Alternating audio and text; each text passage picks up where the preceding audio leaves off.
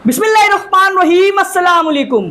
Iran की IRGC के एक सीनियर कमांडर मोहसिन रजाई ने एक टीवी इंटरव्यू के दौरान कुछ बड़ी बड़ी बातें, जानकारियां दी हैं जिसको जानना आपके लिए बहुत ज्यादा जरूरी है। जनरल मोहसिन रजाई ने पहले तो ये बात कही कि हमें पता है कि अभी इस जंग में इजराइल हमसे अकेले अकेले लड़ रहा है, लेकिन आने वाले कुछ वक्त में इजराइल के साथ मक्कारों और शैतानों का पूरा झुंड ईरान के ऊपर हमलावर होगा, यानी अमेरिका, फ्रांस, यूके, जर्मनी और इनके अलावा भी कई देश आकर ईरान के ऊपर हमलावर हो सकते हैं।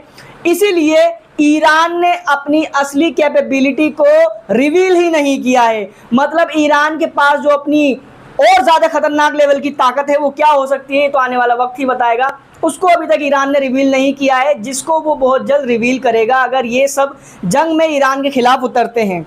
इसके अलावा एक अपडेट मैंने आपको कल परसों दी थी जिस पर कई सारे जरूर से ज्यादा समझदार लोग कह रहे थे कि सबूत क्या है, जबकि सबूत भी मैंने दिया था और हवाला भी दिया था कि ईरान के सोर्सेस ही ये कह रहे हैं, मगर फिर भी सबूत मांगे जा रहे थे क्योंकि वो जरूर से ज्यादा समझदार है ना। तो आपकी समझदारी को सलाम करते हुए जनरल मोहसिन रजाई का ये इंटरव्यू, जिसमें आगे चलते उन्होंने कहा कि पाकिस्तान ने हमें ये आश्वासन दिया है, अब वो आगे करे या ना करे वो पाकिस्तान की मर्जी और सिचुएशन है, लेकिन पाकिस्तान ने ईरान से कहा है कि अगर इजराइल ईरान पर न्यूक्लियर हमला करता है या फिर इजराइल के सपोर्ट में बाकी के यूरोप के देश और अमेरिका आकर ईरान के ऊपर हमलावर होते हैं तो ईरान की तरफ से पाकिस्तान इस जंग में कूदेगा और इजराइल के ऊपर न्यूक्लियर बॉम्ब दागेगा। इसके अलावा कुछ अनकन्फर्म रिपोर्ट्स का यह भी दावा है कि चाइना, रशिया और नॉर्थ कोरिया बिल्कुल क्लियर कर चुके हैं कि अगर इजराइल की तरफ से ये तमाम देश जंग में कूदते हैं तो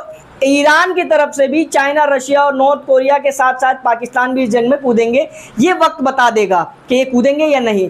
फिलहाल कल से लेके अब तक इजराइल और ईरान एक दूसरे पर खतरनाक लेवल के हमले कर चुके हैं। लेटेस्ट अटैक ईरान ने इजराइल के ऊपर किया जिसमें इजराइल के तेल अवीव, हाइफा, एलात, कई सारे अलग अलग जगहों पर ईरान ने खतरनाक लेवल की बमबारी की है, जिसकी कुछ वीडियोस अंश आपके सामने। הלך הבניין. איפה בתי סיפור? כל קילות.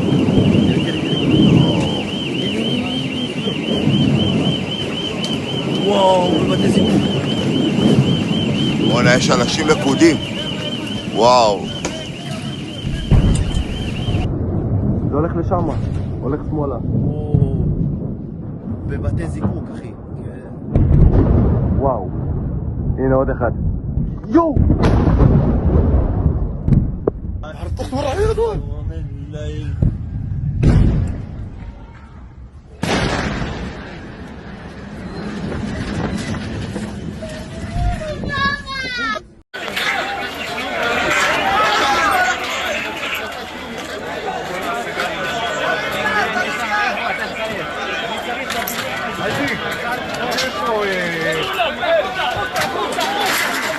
החוצה, החוצה!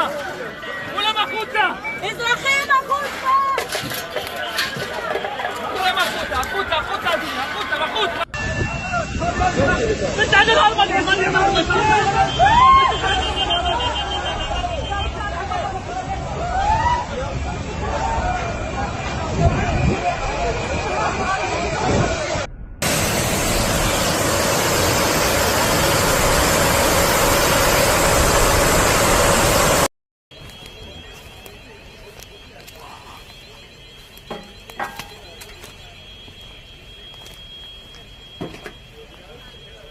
एक ये वीडियो फुटेज आपकी स्क्रीन के ऊपर जिसमें ईरान ने दावा किया है कि ईरान ने कुछ ऐसे टैक्टिक्स इस्तेमाल किए इस बार के मिसाइल हमले में कि इजराइल के जो डिफेंस सिस्टम्स हैं वो अपने आप में ही कंफ्यूज हो गए और इस नेजेव के इलाके में जो मिसाइल लॉन्चर थे अपने आप को ही उन्होंने शूट कर लिया। मतलब शायद इजराइल का वो आयरन डोम था या अमेरिका का भीख में दिया हुआ एरो 3 था, जो भी था, ईरान की मिसाइलों को रोकने के चक्कर में कंफ्यूजन में आकर उसने अपने ही ऊपर मिसाइल फायर कर ली, यानी अपने आप को ही डिस्ट्रॉय कर लिया। आपको बताता चलूं कि अमेरिका के डोनाल्ड ट्रंप ने रिपोर्ट के मुताबिक क्लियर कर दिया है कि वो जरूरत पड़ने पर इजराइल के साथ ईरान के खिलाफ इस जंग में डायरेक्ट उतर सकते हैं, इनडायरेक्ट तो वो पहले ही दिन से हैं। वहीं आपकी स्क्रीन के ऊपर ये मक्कार रजा पहलवी, जिसको आज से 40-45 साल पहले ईरान के लोगों ने मार मार कर भगाया था, आज वो एक बार फिर से भुदकने लगा है, क्योंकि बातें चल रही हैं कि इजराइल ईरान में रिजीम चेंज करने की कोशिश कर रहा है।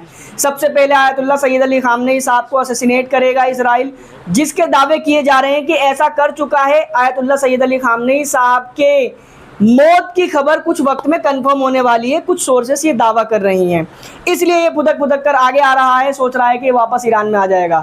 लेकिन मैं आपको बता दूं, फर्ज कर लेते हैं कि आयतुल्ला सैयद अली खामनेई साहब को असैसिनेट कर दिया जाता है ईरान के अंदर, उसके बावजूद भी ये लीडरशिप कोई बड़ी बात नहीं है ईरान की। ईरान के जो लोग हैं वो बड़ी बात है।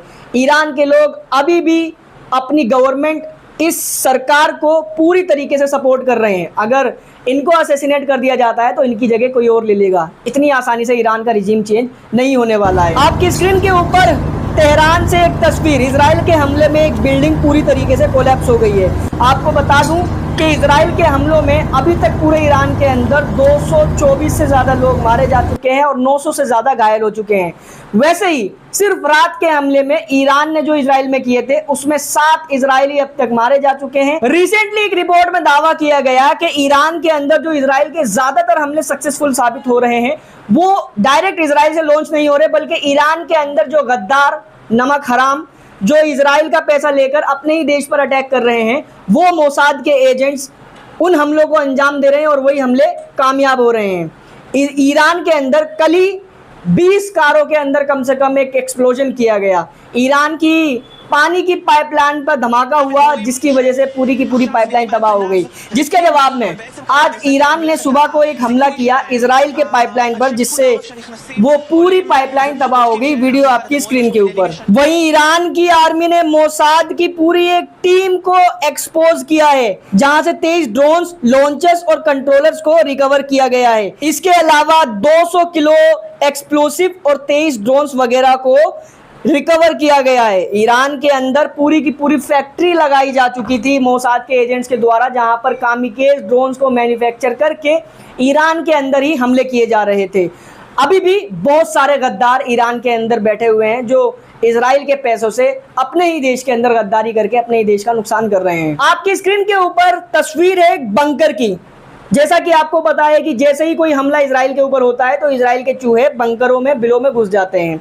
अब किसी बिल में ये घुसे हुए थे, हमला हुआ, डैमेज हुआ, वो जो बंकर का रास्ता था, ऊपर का जो मलबा था, उस रास्ते में आकर अटक गया। अब खबर है कि चूहे बंकर के अंदर ही फंसे हुए हैं। आपकी स्क्रीन के ऊपर ईरान के कंट्रोल रूम में बैठे हुए ऑपरेट कर रहे ऑफिसर्स की ये वीडियो, जिसमें देखा जा रहा है कि ईरान के तमाम ऑफिसर्स कुरान करीम की तिलावत करते हुए उसको अपने सिर से लगाए हुए हैं इजराइल के ऊपर किए जा रहे हमले के दौरान। एक और वीडियो ईरान के कंट्रोल रूम से जब मिसाइल को लॉन्च किया जा रहा था, तो ईरान के जो ऑफिसर्स हैं, ऑपरेटिव्स हैं, वो सैयदा फातिमा ज़हरा रज़ियल्लाहु ताला अन्हा का नाम मुबारक लेकर मिसाइल को इजराइल की तरफ लॉन्च करते हुए नजर आ रहे हैं। वहीं कल के हमले में IRGC के इंटेलिजेंस के चीफ और उनके डेप्यूटी कमिश्नर दोनों की ईरान के IRGC के इंटेलिजेंस हेडक्वार्टर के ऊपर हुए हमले में मौत हो गई है। अब कम से कम पाकिस्तान की तरफ से तो ये कंफर्म हो गया है कि ईरान अकेला नहीं है।